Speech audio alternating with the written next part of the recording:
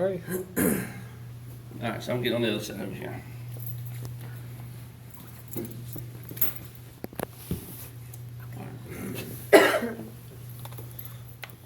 Alright, so exhaust section, we can see the shaft turning a wee bit, just a wee bit. So we get to this, what's this big box called again? I forgot. Reduction gearbox, that's right, because it reduces what? So it'll go past the Reduces speed down. propeller speed from what? Speed of the turbine. Speed of the turbine shaft, right?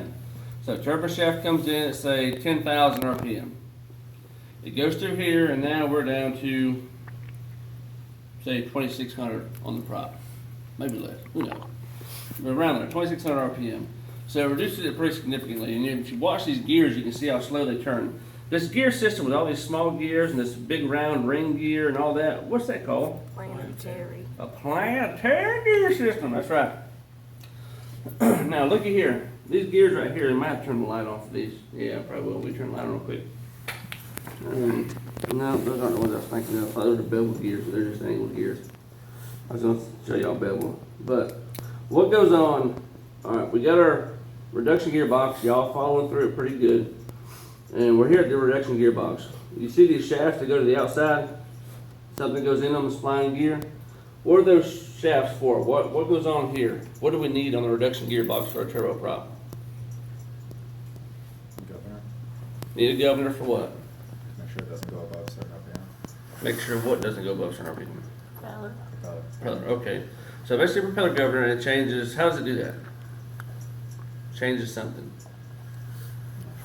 Changes the blade angle. You haven't gotten there yet. I just didn't know if you remember me telling you. It'll basically change the blade angle. Now on a turboprop, because it has an angle on the propeller range called beta range, which means what?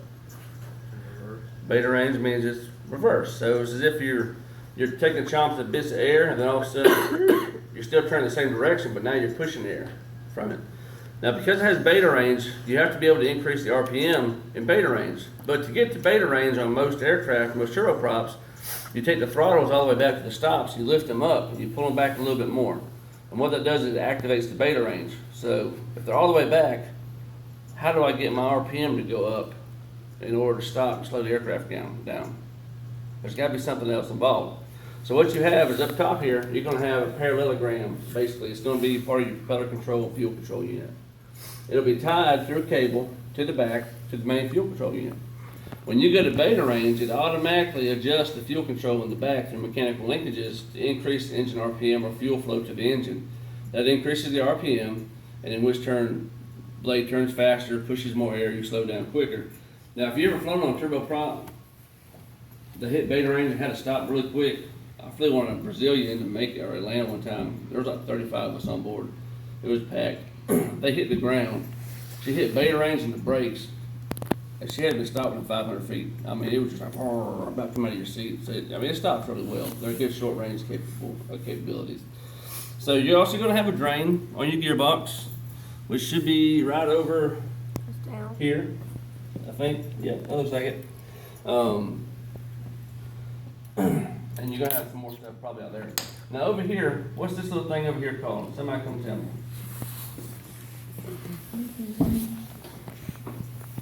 This is your TIT. Yeah, ITT, right? TIT, ITT, whatever you want to call it. That's going to measure that's where you hook up the wires that are measuring the thermocouple leads for your turbine inlet temperature. And in this case, on this engine, the turbine inlet temperature is located where? It's right there. Top right there. Is it before the first stage turbine or in between the two turbines? In between. In between, you see the probes popping down, right? All right. And how many igniter plugs does this have? 2. Dose. How many do most jet engines have? 2. 2. That is correct. All right, any questions so far? All right, on this particular engine, where is your bleed air taken from? Well, where is your bleed air taken from on any jet engine? Compressor section. Which compressor section on any jet engine? Your 10 through 15. your core compressor, right? Yeah, stages could be 10 to 15, 13, 8, 16, whatever. One down here. All right, on this one, where are you getting bleed air from? All right, that is one spot right there. There's also a bleed air bypass valve, I think it, down on the bottom, I think it goes to anti-ice on this airplane. I have to go back and look at the manual for this type of engine. But there's also a bleed air, basically an open valve for overpressurization if you're not using the bleed air. But I think that you might be able to redirect it also on top of that somewhere else. But it comes off of your axial or centrifugal compressor on this engine. Axial. Axial. Axial, that's correct. And so nobody feels left out. There's the dipstick.